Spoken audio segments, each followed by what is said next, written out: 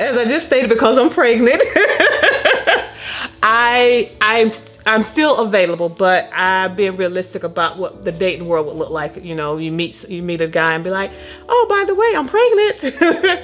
So you know what those follow-up questions are going to be. But as I said, I am a single mother by choice, so there is no baby's father, but I'm out there and I'm always hoping to meet the right one. They just want sex.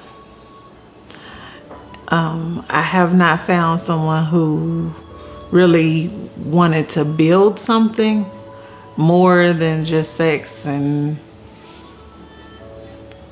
when I pulled up his profile, I was like, you look like a catfish. Okay. Because I just was trying to make friends. And to be honest, before I moved here, I was in a very lengthy relationship. And I met that individual through his mother, who was my coworker at the time. So, you know, and me being in my profession, I, used to be in the field, going into a lot of doctors' offices. So, met a lot of physicians and physicians' assistants and, other medical professionals. That didn't pan out to be anything. One of my questions is like, first of all, like, do you want kids? Because to me, I do, and someone might say, well, I'm not sure, whatever, but there are people that are very much, they already know they do not want kids. And so that to me is like, I'm not going to fantasize about changing your mind or try to push a guy into a place he doesn't want to be. So, and I've had that, and I'm friends with some of the guys that they don't want kids. But to me, that's a pretty early on question, and guys are kind of always shocked, but I'm like, well, let's just get this out on the table. Like, I'm not dating for one night stands, I'm dating for a purpose. So, but that's the other thing is, but do you just want to have sex with me, or do you want to be in a relationship? Because people date, for various reasons, and but you'll get those that say, no, I really want a serious relationship. And then after you don't have sex with them for a month, they just ghost you. Oh, I see what you want to know. So it's kind of that, it's like a game in itself of all of this work and chaos and, yeah. I don't like a lot of things. Okay, so from the top of the list, you're not allowed to lie to me at all. Like, you can't tell me you're on your way and you're getting in the shower, because I'll get mad at you. Obviously, don't cheat. I'll kill you and her.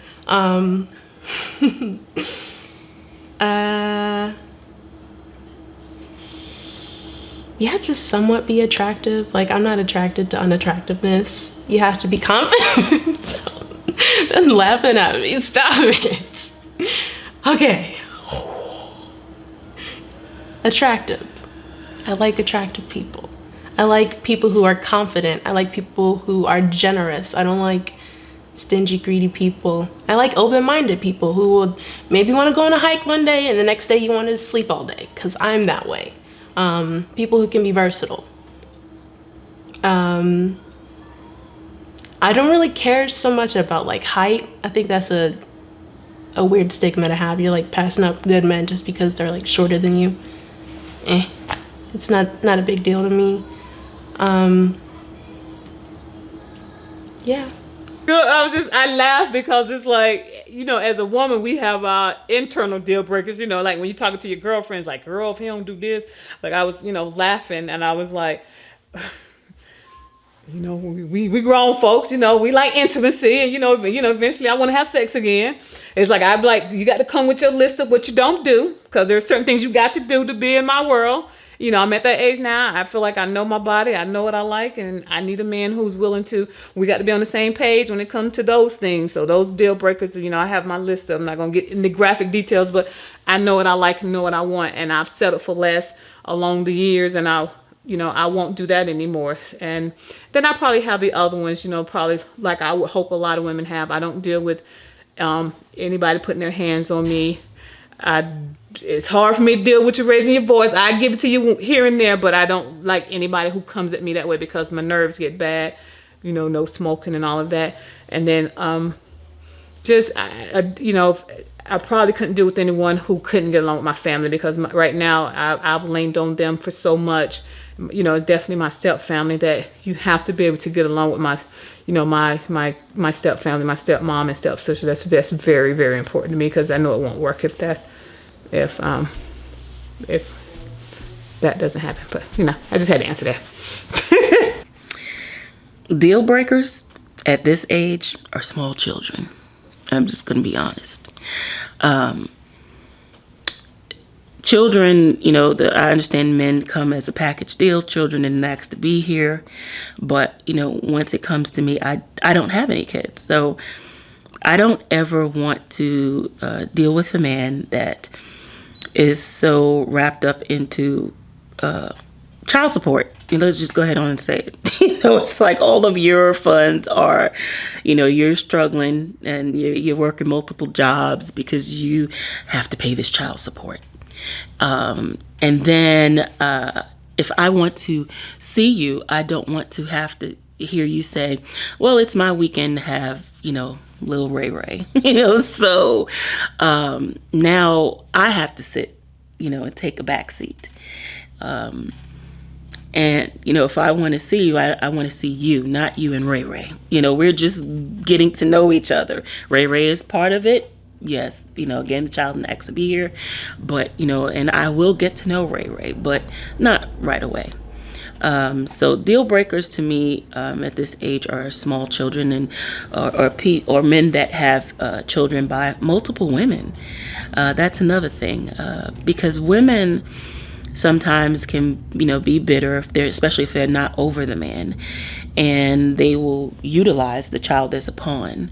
They'll probably say, I know he's with Stacy, so let me text his phone and say, Ray Ray has a fever, meet me at the hospital. I'm like, hey, I'm a nurse. Did you give the child any Tylenol? Did you give the child, how many doses of it did you give the child? Give him another dose. And what is the fever? It's over 101, 99.9. That's not a fever. So, and then you realize that, that's something that, you would have to deal with. And I just don't want to deal with that, that bitterness or, whether it's toward me. I don't want that woman around my child, or whether it's bitterness toward him, in the way that their relationship broke up. So I just stay away from that. That's a deal breaker. Other deal breakers are if you're lying. It's like, well, you lied. You weren't honest because trust is a big thing. So if I can't trust you, then there's basically not going to be a relationship. So those are deal breakers. For me, I don't smoke, I don't drink, so I don't know what's the lesser of two evils. I think I don't want anybody that smokes cigarettes. No. You can take a drink every now and then. You could be a social drinker. If you drink to get drunk and then I have to drive you home, I have to watch out for you when I'm female. You're supposed to protect me and I'm over here acting as your mother. No, that's a deal breaker. And then, alcohol has an effect on some people get violent. So, that's another thing. No, violent felonies. That's a deal breaker. I don't have any, so I don't want you to have any. We should be able to cross the boundaries of, go to the Bahamas. If you're a felon, you can't do that. If you're still on, say, paperwork in the system or whatever. So that's a deal breaker. That's, diseases, that's a deal breaker too. Just going to be real with that. Again, I'm a nurse, so if you have certain diseases, hey, I can't do it. Deal breakers for me are guys who don't take care of their children or who are not active in their children's lives, or Smokers. Although, like, with this whole cannabis scene, I'm becoming a little more lax. It's not my thing, but if a guy smokes it, that's not really a deal breaker anymore. But cigarettes, definitely a no. Abuse, physical abuse is, no. And cheating, lying is a big one. So, yeah. One, as I said, being inconsistent. I don't like when guys sell themselves to me. I was just having this conversation with my stepmom. You meet these guys and they're trying to sell themselves like they're a salesman. Like, this is what I have and this is what I do. And some of them even try to throw up how much money they have or what they drive. That don't entice me. Because I feel like unless you're going to pay my mortgage or something, that doesn't mean anything to me. So those are red flags when I feel like you have to lead with what you have and what you do versus, hey, how are you doing? Like I said, to me, just being inconsistent is a red flag. I can feel like I can read through the BS and not wanting to talk on the phone. You get those red flags. Everything want to be via text. I don't play that game. Those whole, hey, beautiful. Especially when you meet somebody online, they've never laid eyes on you. How do you know I'm really? I mean, you might have seen a picture, but if you have not met me, I feel like you're sending out fillers versus wanting to pick up the phone and have a conversation. Those are those red flags for me. That was just at the top of my list as a single woman. Stay away from them. Run. Tell your daughters.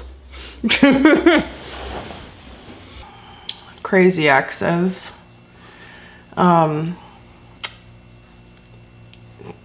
Yeah, like, I don't, like, a lot of people will say, like, oh, I don't want someone with kids already. I don't have an issue with someone that has children already with someone else, as long as that individual is receptive to co-parenting. And, if I'm not going to be able to have a good relationship with the mother of your children, and her and I can say, like, oh, so-and-so needs notebooks and glue, like, then I'm not going to do it. That would be a deal breaker. And not like that's not work, but it's work I would be willing to put in if her and I, or, whatever, if everybody could cohesively make it work as a community for their children.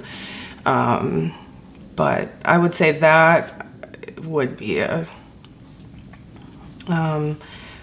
someone that has, which this is really odd, but people that use baby wipes for everything. I just can't, like, I have very strange things, but that's something that I can't do, where it's like, why are you baby wipes for everything? Wiping your butt, wiping your feet, instead of like shower, I would say that's the other pretty big deal. Like, very strange habits where it's like, okay, can I tolerate this or not tolerate this? The last one I would say that I've definitely identified is when someone spends way too much time playing video games, like 20 hours a day on every weekend, and outside of work, that's kind of their life, is video games. I'll play Mario Kart, or Wii or whatever, but if you're spending 80% of your free time playing video games, that's a deal breaker, absolutely. So that would be my second question outside of children, is how many hours do you spend playing video games when you're not working? Which honestly, some people have been like, wow, I probably do play video games too much. Like they didn't even realize that. That's kind of a turn off to some women, but some women love it themselves. So it's like, then, you and your mate could game together, but I'm not a gamer. So anyhow. Oh, and there's another thing. If you're not employed, That's a deal breaker. That should have been the first one. People say, well, hey, you're a good catch. Yeah, but are you? You're not. I am, but you're not. You're going to latch on to me because I'm the professional. Hey, I'm not rich by far. It's just me. It's just one paycheck. I have to divvy it up in several different ways. But yeah, I have this profession, and, not to say that the man should have, I would like for him to have a profession, sure. I would like for him to make more money than me, sure. But hey, if I don't know, working for the Department of Sanitation, I don't care about that. You have a job. You have benefits. You're going to work every day. I don't care about that. You're a man. You're employed. But if you're still trying to get it together, I'm still trying to get my life together. How old are you trying to get your life together? Yeah, that part. So, yeah, those are deal breakers.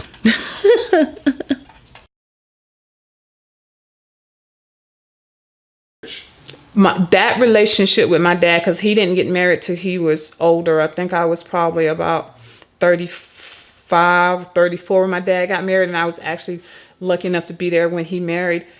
And my dad, this big, strong man, he dated women over the years, but when he got with my stepmom, I just saw that change in him.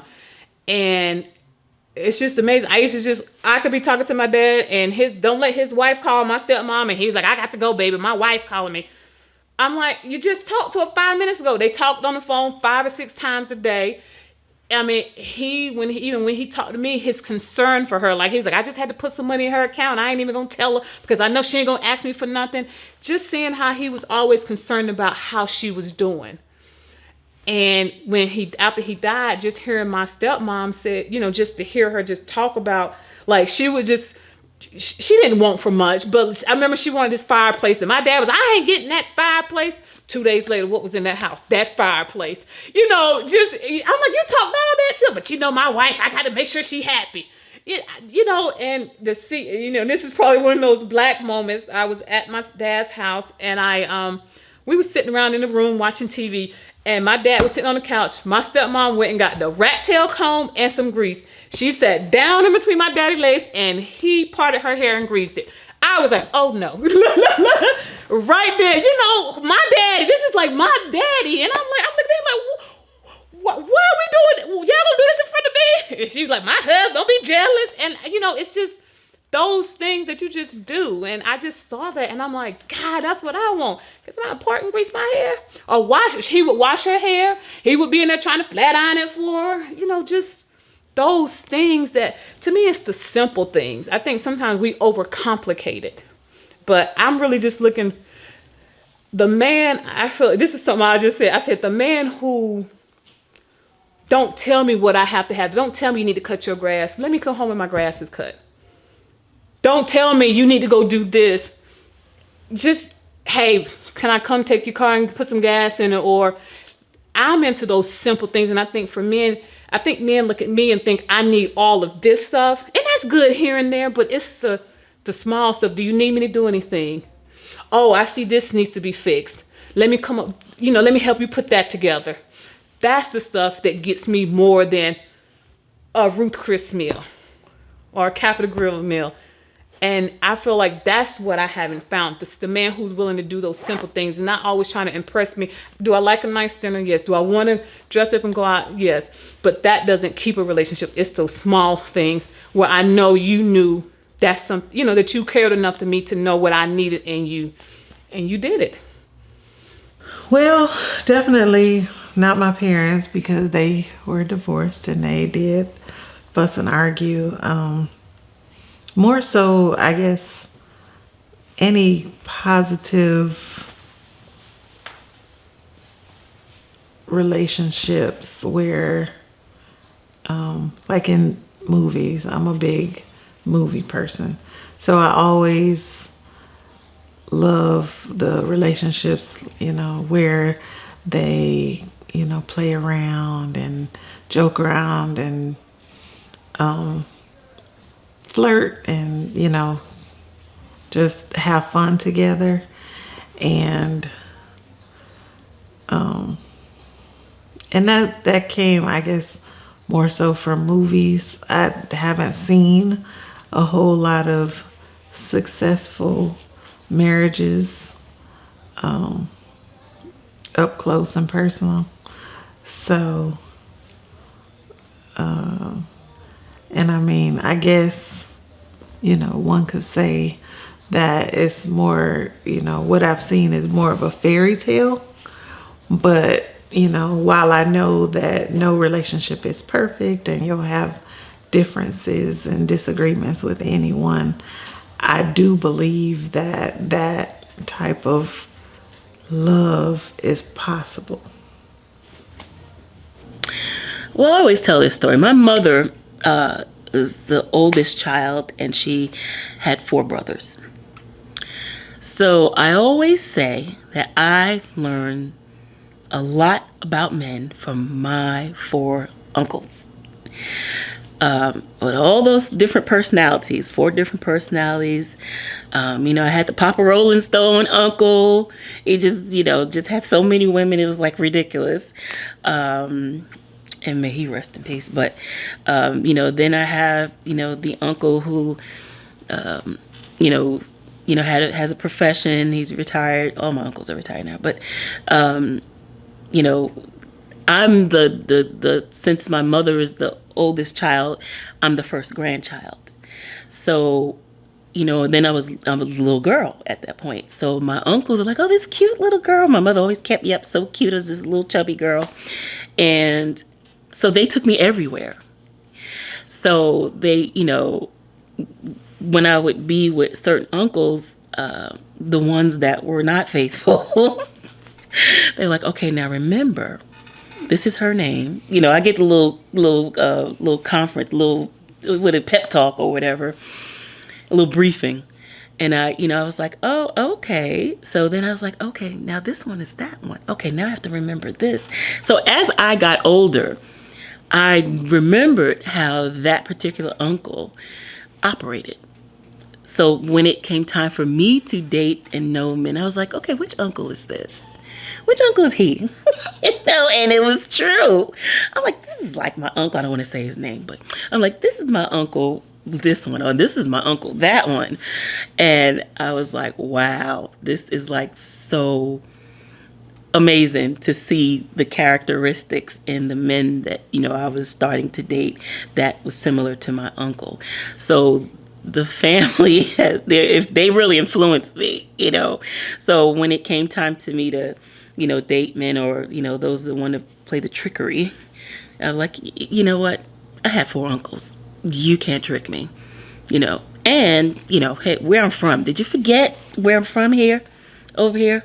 So, I always used to joke, living in New York City Housing Authority, living in the projects, you just see some of everything. And, just living in New York City, in Brooklyn particularly, in Brownsville particularly, that's where I'm from. Shout out to Brownsville, right? So, but, you see some of everything. So it's hard to play a trick on you. So, and then again, my profession and my professional training, where I am trained to be keen on things, and I believe that that's my gift. I have a really good sense of discernment, and it's more than just a gut feeling. I'm usually right. And I don't know if it's because, like I said, that's my gift. And then you take my professional training, where I have to do these psychological assessments as well as physical assessments, and listen to people with their verbal and nonverbal communication. And then you take my 4 uncles, and then you take me growing up where I am. So I am, I'm something to be dealt with here. So, but I have a good attitude about it. I'm not, this persona, like, you can't get one over on me. But if I'm pushed there, yeah, I'm smart about it. I'll let you hang yourself. I'll sit back and let you hang yourself. But not getting off subject to my family has had a big influence. My mom, as a single parent, saw her dating, just it was an influence through all of them, so that I know what type of man I did not want. I definitely knew I do not want a man like my uncle so-and-so or my uncle so-and-so. Maybe my uncle, this uncle over here, but not that uncle over there. So yeah, they had a really big influence. And so did my grandparents, because my grandparents stayed together until death. Death did them part. My grandmother, she rarely worked. It was a typical Southern thing. My grandfather, he worked for IBM. And so, they bought a house in the 70s in Brooklyn, and my grandmother took care of house and home, and my grandfather worked. And so, I saw their relationship, and I was like, yeah, I want to love like that. So that, that's the influence that the family had. The good influences and the bad ones. No, I know. Because I feel like sometimes I feel like I don't want to always say men, but that's just the statement I'm gonna say right now. I feel like men try to project that on us women to make us feel like because we have standards or because we want certain things that there's something wrong with us. No, like I said, I know I have my faults, but I don't think there are anything, that's that awful that the right person that we can't work through them, or and vice versa. Because nobody's going to walk in a relationship without having some type of faults or issues or whatever. So no, but I've taken a step back. I've been in therapy a lot, from dealing with deaths and trying to go through this pregnancy. So I know what I bring. I know what I offer to a man too. So I think my pros definitely outweigh my cons. It depends on how I find myself reacting to situations that happen. Like, for instance, if I find out that they have other people they're seeing, if that doesn't bother me, then I'm not that serious about it. But if it bothers me, then I'm like, I need to lock this down because I don't want them to see other people. I want them to just see me. And I'm very territorial. To be honest, with red flags, it depends on where I am or where we are in the relationship. If it's very early and I see a red flag, I'm out. Almost immediately. If I have already started to develop feelings, I'm more apt to give benefit of the doubt. Unless it's something that I see with my own eyes. I'm not one that's hearsay or jump to conclusions or so I will, if I see something or find a red flag, I will, it's something that I'd like to discuss and kind of get a full understanding of the situation. And then,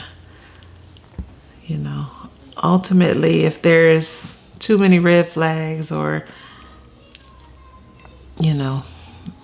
shoes start falling, or, whatever. I said shoes, I meant skeletons. Then, it's time to go.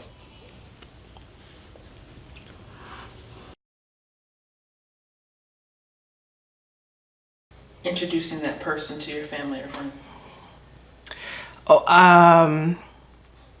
Well, it goes by levels. So there's my brother is always the first, or stepbrother. And then maybe my mom and stepdad. And for example, the individual I was with for 4 years never met my dad. Not once. So, I think there was reasoning for that. The last individual I dated here, if my dad had come to visit, he would have met my dad. So I would say it's a mix. There's not a set time for the whole family at once, because my family, that would be too much to put any person through, to just throw them into the family. And having divorced parents is it's just different. I can't bring them to just one house and, meet everyone.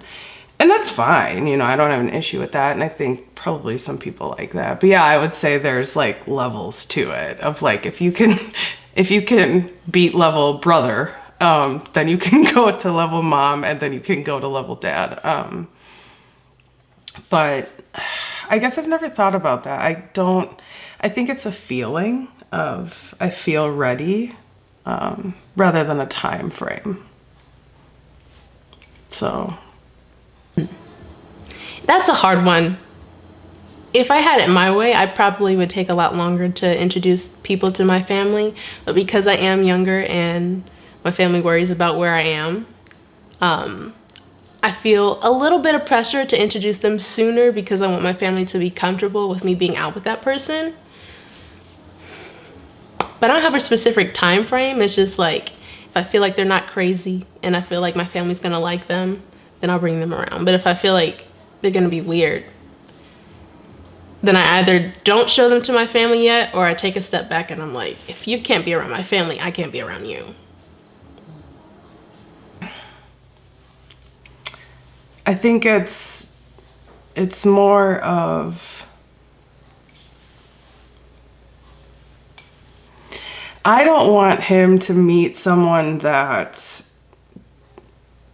like, until it's to the point of we're talking about marriage or something. My dad, I just don't want him to, I don't know. I don't know what it is. I guess I can't verbalize that emotion. But yeah, no, that one, it was fine that they didn't meet. I think there's a protective thing that I know my dad has for me. And so there's the worry of, if this doesn't work out, how will that dynamic look between him and whatever man I'm with? So there's kind of that protection on my end of, let me protect you, because I'm not entirely sure if you were to do something wrong to me, like, and I told my dad, that could be a big issue. My dad, I'm 5'11", he's 6'7", so he's a big guy, and while he has the biggest heart, I am his only daughter, so yeah. I'm pretty open with my kids. My kids are very close to me, so like basically anybody that I date, I kind of talk to them about. And so again, that kind of depends on the situation. If I feel comfortable with that person, if I feel like there is something more, then I will include them. But I am very protective of like my children's environment, my family environment. So if I don't feel like there's some possibility, you will never even know where I live.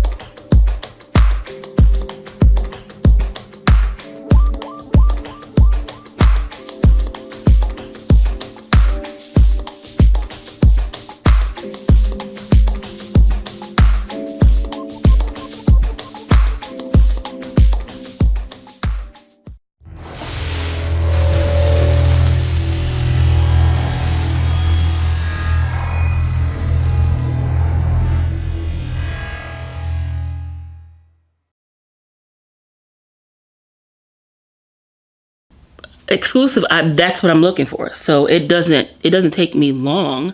If I only deal with one man at a time, it's not like on Monday and Tuesday, I deal with Tom, and then, take a break on Wednesday, and then Thursday I deal with Harry, and then, Friday and Saturday, I deal with John. No, I don't do that.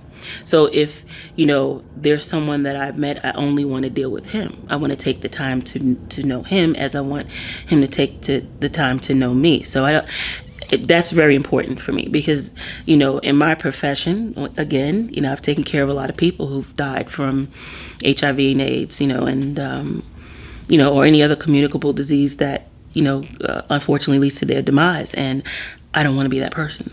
So, I don't, play games when it comes to that. So it doesn't take me long at all because that's what I'm looking for. Do I just say, are we boyfriend and girlfriend? Check the box. I just feel like, it's just, I think as a woman, we know, like, especially with me, because like I said, I can be a little hardcore. So if you get me to that point where I'm starting to trust you, and I always say one thing, that's important to me is consistency with the man.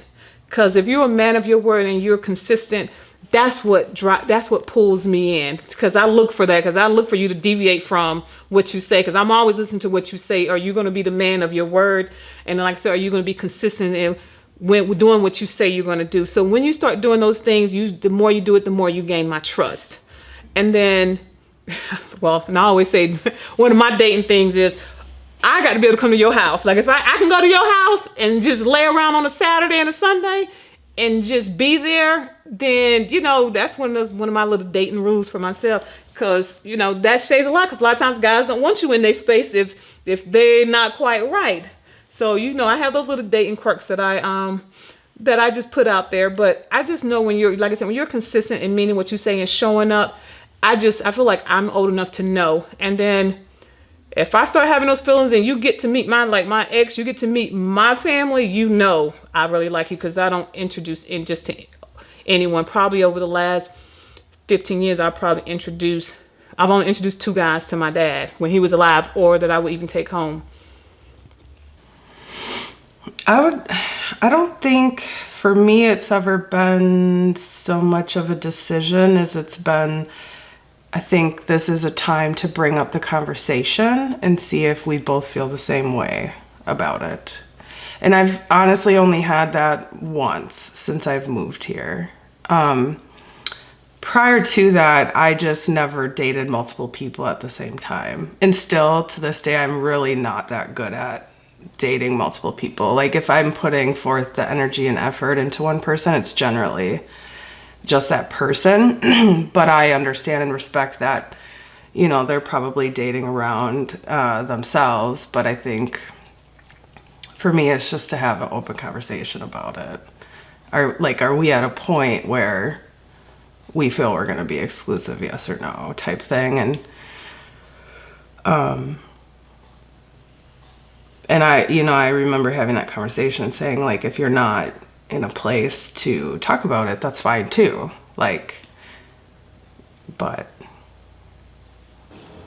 it just depends on the situation, the chemistry, like the relationship. I don't have a problem with being exclusive with someone if it's right, and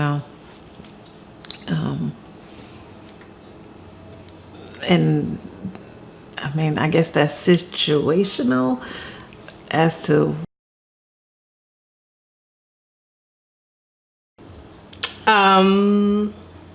I guess when I see healthy relationship, I see like financial stability. So like 2 people who are working towards the same goal, like trying to make a better life for everyone involved, regardless to what that means, what you're doing. Just as long as everyone involved is working towards something for each other, yeah. One where there's not a lot of conflict. That's a really healthy relationship. One where there's always great communication. I don't like being in a relationship where, I'm a great communicator. I want to know what your feelings are. I want to know if I said something to hurt your feelings. I want to know what pleases you and what displeases you. I want you to tell me if I've done something wrong, said something wrong. Where am I lacking? Because my goal is to keep you happy as the man in the relationship. And, I want to be happy as the female in the relationship. So I'm going to let you know. So that's a healthy relationship, that open communication. But when it's something that is shut down, or I don't want to talk about it, when you get too many of those, or I don't know what you're talking about. And, just that when that happens, that makes it unhealthy. So communication, I'm big on communication. I'm big on, laughter. Let's have a good time. It's you and I in this relationship. You're the man, I'm the woman. Let's have fun. Let's do things. Even it's a lot of give and take, because there may be some things that I don't really want to do, or have really no interest in it. But, hey, I'm game. I'm like, okay, I'll try that. Yeah, I'll go. And then, you make the best out of a bad situation. You might say, oh, I'm not interested in that. But you know what? I actually had a good time. I want to do that again. So a healthy relationship is, give and take. Sometimes you may not agree. But, just because you want to keep your mate happy, you'll say, okay, well, let me just go ahead and do that. So that give and take, that's part of a healthy relationship as well. So laughter, great open communication, everyone having a good spirit. You're not always going to have a good spirit, but try to keep a good spirit, try not to bite the person's head off and taking things out on him. Just treating you fair, just being fair to your mate, and being honest. Yeah. Where we share common interests, we do things together, spend time together, but we also have our time apart, where I spend time with my friends and or family. He spends time with his. We're not codependent, but we complement each other. He's strong where I'm weak, and vice versa. I think that's it. Yes and no. I've seen my mom go through enough to where I know, like, I'm definitely not going to deal with any of the things she's dealt with. But at the same time, like, I see, like, what a strong woman she is, and it what's the word? It drives me to be that same strong woman, and to, like, not take any crap from anyone, because she doesn't take crap from anyone. She's a role model for me. Here's, I would much rather come up to a party single than being with someone that I'm just with them as a showpiece, or to say I'm in a relationship. But yeah, sorry. No, you're good. And I think the whole wedding thing is because to me, I knew very early on in life that to think that every marriage is just happy and like a lackadaisical thing, and it just happens because you guys put a ring on each other's finger, that dream was never even a dream of mine, because I knew it wasn't reality very early in life. So I think, and not like it scorned me, I think it, it made me who I am today. But yeah, it was just, I remember kids in like elementary school and middle school would be like wanting to look at bridal gowns, and I was like, it's not even about that. Like, I could get married in camouflage and have a pig roast, and it wouldn't bother me. Like, not at all. Just because it's not about that to me. Yeah. And yeah, I mean, it's definitely a profound thing for sure as a child to know that my parents did try to make it work, and flat out it didn't. But for the better of both of their lives, because now they're both remarried happily and have been married longer than their marriage, you know? So it's like, I've seen it, you know, kind of in all different angles, but yeah, I mean, when you grow up kind of watching all of that happen, I don't know, it definitely makes you view it differently than, yeah. Yeah, or even parents that try to put on the fake. Like, I had friends whose parents were absolutely not happy, and I knew it because I knew what an unhappy family, like, or parent, you know, relationship looked like. And I would be like, yeah, your parents probably fight at night in their bedroom or something, like, you know, throwing shade, even though I shouldn't have been in elementary school. And they would be like, no. And then when they would like make fun of me in elementary school because my parents were divorced, and you know, we were in like a small town that it was like taboo that my parents were divorced, and kids would be like, oh, that your parents are divorced, haha. And I was like, why is that funny? You know, whatever. Oh, kids are brutal. I can't even fathom what kids would be like this day and age. But and this was in the 90s, you know, so but yeah. And then, you know, and when middle school came around, I'd be like, told ya, you know, and it's like, and you guys were all making fun of me, and instead of their parents, you know, that's the one thing I do have to say is, even though they got divorced, they didn't lie about stuff. They didn't hide it. My mom came home and just flat out said, like, I filed for divorce from your dad today. And I was like, great. So you guys will stop fighting, right? Like, in the same house. And then I think that like devastated her more than anything, because I didn't like, you know, freak out, but it was, I knew you guys weren't happy, and I knew they were working on it, and it just wasn't working. And I would have much rather had that happen than them trying to stay together and put on a fake show, or both of them being completely unhappy, but staying together because of whatever, you know. I do think, yeah, they probably tried to make it work for years. And there's a time where you just have to say, this isn't, we're not growing together, it's not working, you know, so. Because we only have one life to live. Right, yeah. And I always just tell, like, I have friends that'll say, like, well, I'm just staying with them because of the kids. And I'm like, dude, as a child of that environment, please don't. Like, I know how it feels. And I will say, my parents, I think they'd had the right amount of time, but I've definitely seen people that I felt like, as a child that went through it, you waited way too long, you know? Yeah. But, yeah.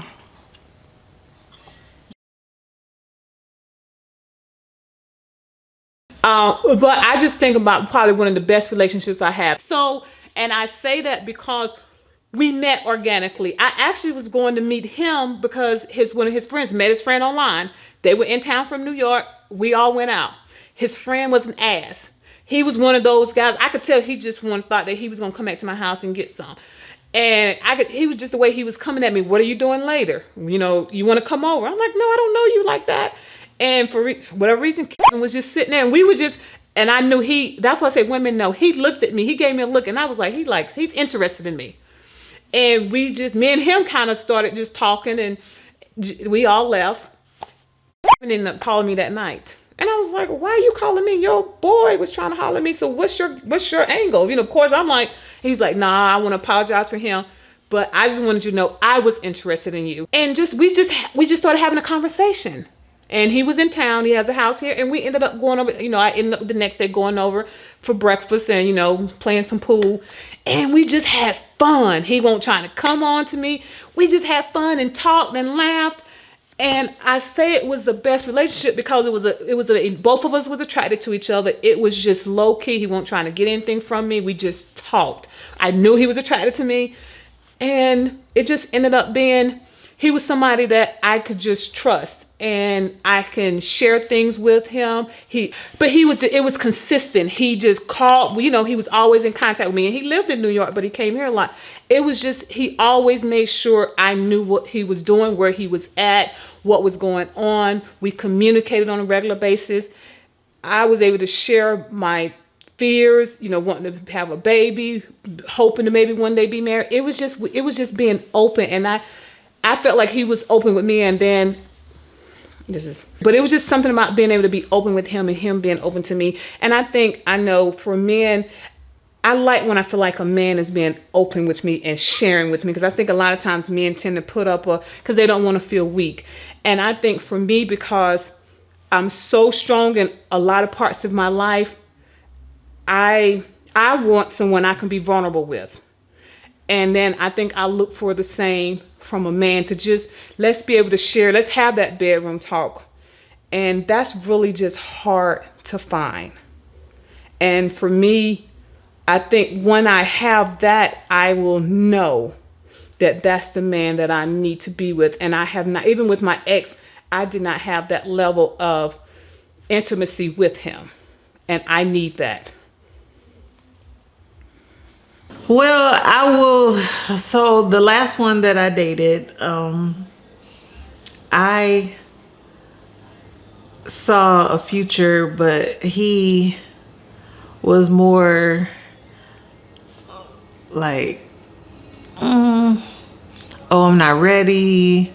Kind of like stringing the thing along, like maybe in a little bit. Oh, I'm getting there. Oh, always something, and always excuses. And I know that I deserve better, so ultimately I had to let that go. He wanted to be friends, and I didn't want to be his friend. It was nice.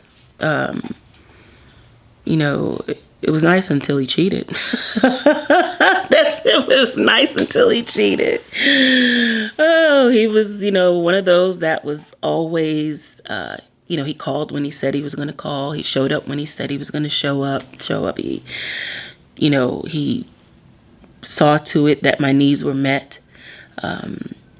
Even if he didn't have it, he would, make a way to get it, to get me what it was that I wanted or desired. He surprised me, but like I said, until he cheated. After all that, he still did. And I was like, hey, what? It was like, well, where did that come from? So it was, it was really nice because, I trusted him up to that point. And it was just, I'm not a person that is, where you at? Who is that? Where are you going to, I'm not that person, because, once you make me secure in a relationship and I trust you, I'm pretty, easygoing. So that, it was nice. It was nice, like I said, until he cheated. Then it went to hell. Hell in a handbasket. It just went to hell. And I was like, okay, this is not going to work, because I can be a pretty much cutthroat type of person. Once you betrayed me, once I found that you deceived me, you were not who you said that you were, you didn't do what you said you were going to do, and then it's a pattern, then I'm done. Always laugh and I say I try not to be Stacy from the projects, because I'm older now. But it's in me. It's in me. It's never going to go anywhere. So it takes a lot for that to come out, but when it comes out, it's out. So, and once I'm double crossed, I'm done. I say, I'm done, son. I'm just done. I just have I don't want to talk to you. I don't want to see you. No, goodbye. And again, I'm an only child, so I'm used to being by myself. So I can cut you off and just act like you don't even exist. Yeah, the psyche is real strong up here, so.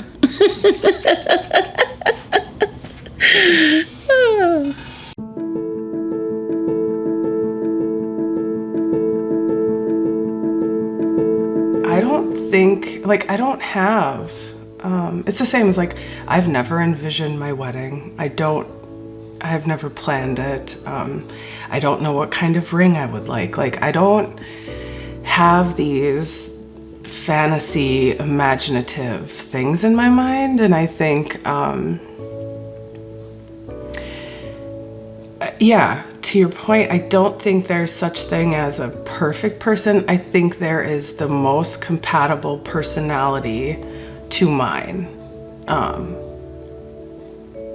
And I think that would be someone that's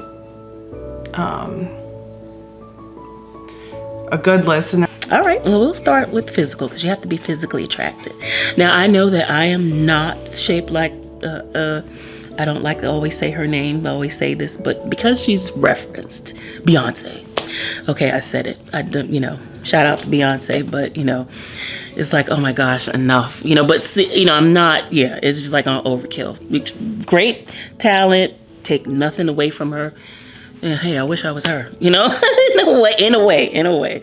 Means to be submissive in a Exactly. And I always say a man who knows how to date a woman as hardcore as I know I can be, and I know I'm a handful. I don't sell myself as I'm a handful. I know it. I ain't gonna sell you no dream. I know my faults, my weaknesses, my strengths, what I can bring to the table, what I lack in. I'm at a point, I know those things, and I want to meet someone I can share those things in him the same, and we can work on it together. There comes a trust factor. And if I know I trust you with my heart and I know your intentions are the best for me, you don't have to ask me to submit, because I would love to give some of this baggage or some of this, worry or hard work I have to do to share it with someone or to give it to someone. I don't have a problem. It just takes the right man who is going to get in that space of mine, and I can take a backseat. It's going to be hard starting out, but as long as I trust you, that's my biggest thing. I have to be able to trust that you're going to take care of my heart. Yeah, now I don't want to deal with an ignorant baby mama. But a woman